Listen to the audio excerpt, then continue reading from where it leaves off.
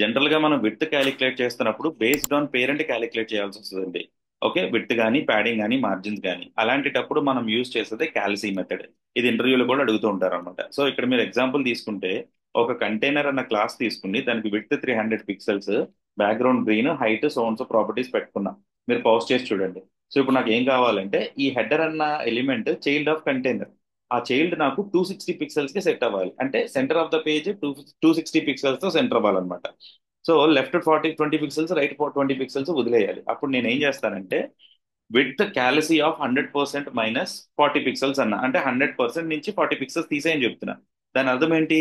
Left 20 pixels, right 20 pixels తీసి centre align చేసుకున్నాం. మీరు కింద అవుట్పుట్ చూస్తే కనుక రెడ్ కలర్ సెంటర్ అయిపోయింది, లెఫ్ట్ 20 రైట్ 20 మైనస్ అయింది అనమాట.